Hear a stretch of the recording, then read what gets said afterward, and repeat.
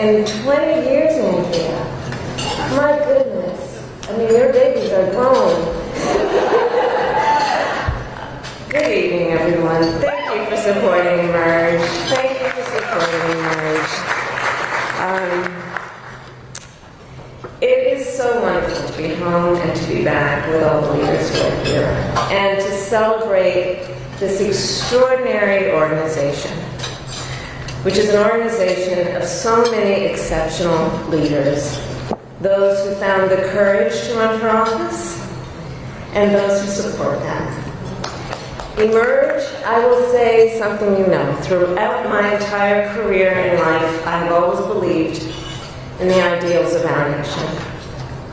The ideals reflected in the Declaration of Independence, that all are created equal and endowed by our Creator with certain inalienable rights.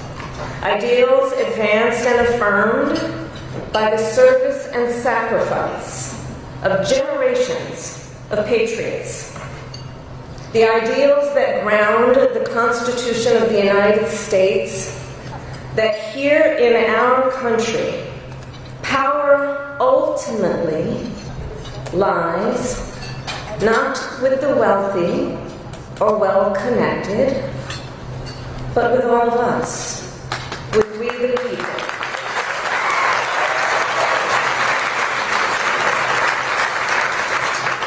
Now, of course, I recognize that America has never fully lived up to these ideals, that for all the gains we've made, the American dream has for decades been slipping further out of reach for so many, and that the American people deserve leaders who make their lives better and make our country stronger.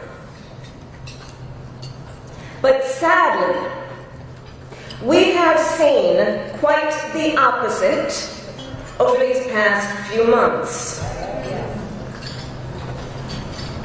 Now, I know tonight's event happens to coincide with the 100 days after the inauguration, and I'll leave it to others to give a full accounting of what has happened so far. But I will say this. Instead of an administration working to advance America's highest ideals, we are witnessing the wholesale abandonment of those ideals.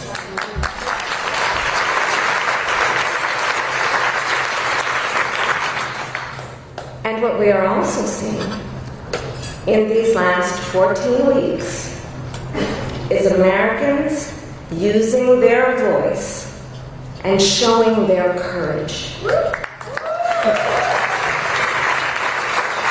We all know President Trump and his administration and their allies are counting on the notion that fear can be contagious.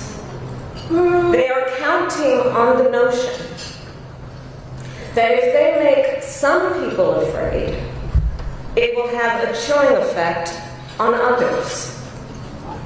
But what they're overlooking, what they have overlooked, is that fear is not the only thing that's contagious. Courage is contagious.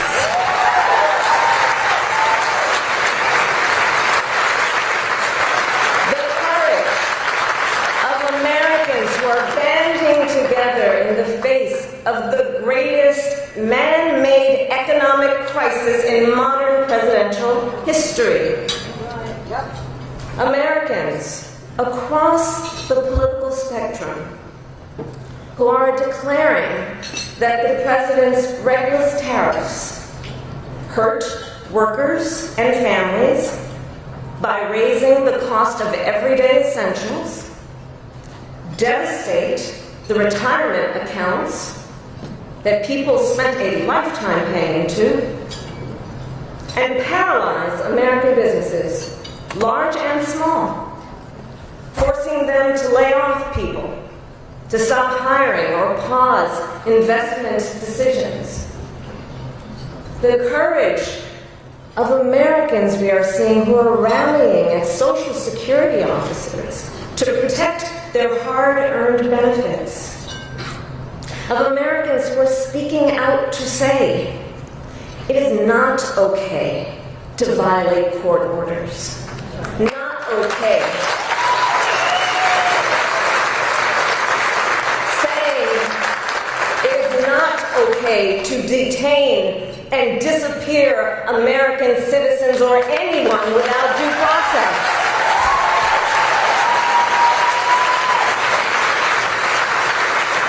The courage of judges to uphold the rule of law in the face of those who would jail them.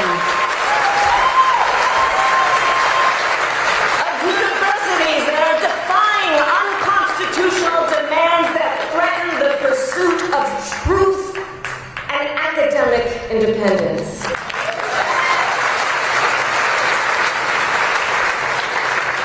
And I will tell you, the courage of all these Americans inspires me. And I have been inspired by the movements like the one in Wisconsin that put Susan Crawford on the Supreme Court. By the State of the People Power Tour that is aiming to ignite a grassroots movement to lift up voices and advance freedom and justice. And by leaders across the spectrum, including congressional leaders like Cory Booker, Chris Van Hollen, Chris Murphy, Jasmine Crockett, Maxwell Frost, AOC, and Bernie Sanders. All who, in different ways, have been speaking with moral clarity about this moment.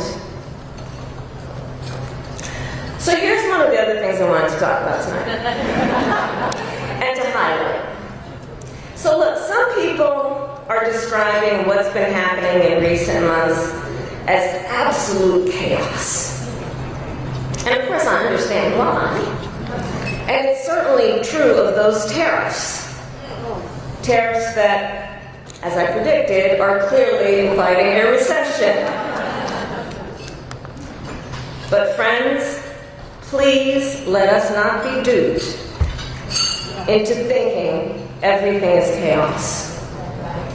I know it may feel that way, but understand what we are in fact witnessing is a high-velocity event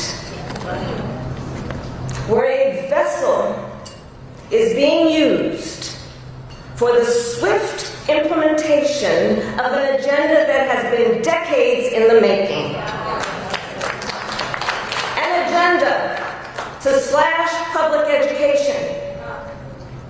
An agenda to shrink government and then privatize its services. All while giving tax breaks to the wealthiest among us. By the way, an agenda that is not lowering costs, not making life more affordable, and not what they promised. It's an agenda, a narrow, self-serving vision of America, where they punish truth-tellers, favor loyalists, cash in on their power, and leave everyone to fend for themselves, all while abandoning allies and retreating from the world. And folks, what we are experiencing right now is exactly what they envisioned for America. Right now, we are living in their vision for America. But this is not a vision that Americans want. We are living in a moment when the checks and balances upon which we have historically relied have begun to buckle.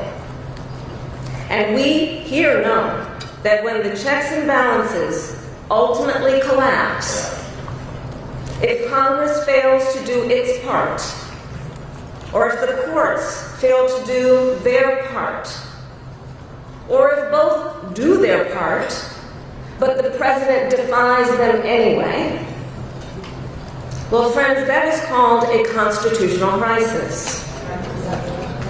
And that is a crisis that will eventually impact everyone. Because it would mean that the rules that protect our fundamental rights and freedoms, that ensure each of us has a say about how our government works, will no longer matter. And if that happens, the one check, the one balance, the one power that must not fail is the voice of the people.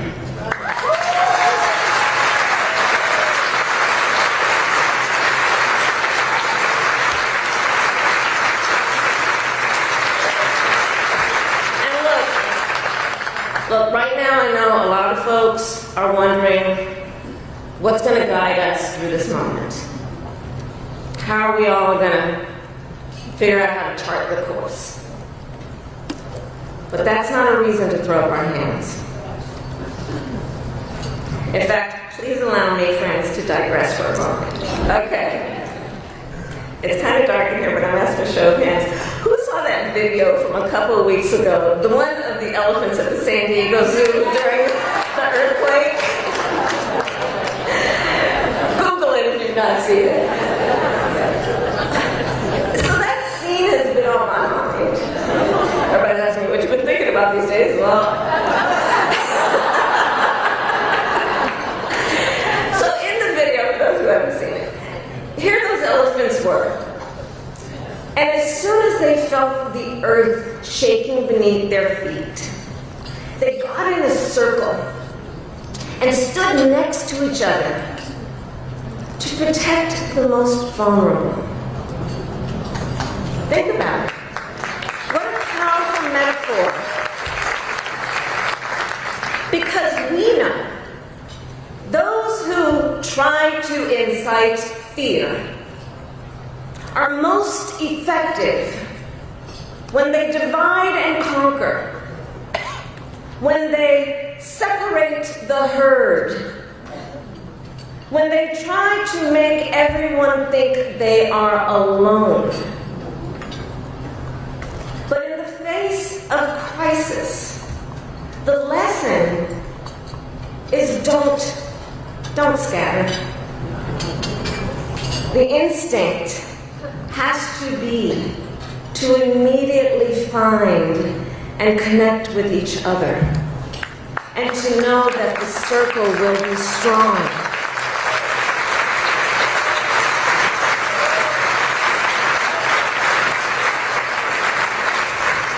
So I'll end with this. I am not here tonight to offer all the answers, but I am here to say this.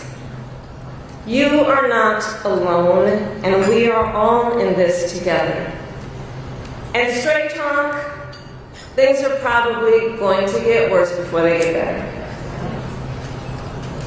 But we are ready for it. We are not going to scatter. We are going to stand together, everyone a leader, and emerge. You have a special role to play. Organizing is as important as ever. Mobilizing is as important as ever. Running for office is as important as ever. So please, everyone here, please keep doing what you are doing. And to everyone, let's lock it in.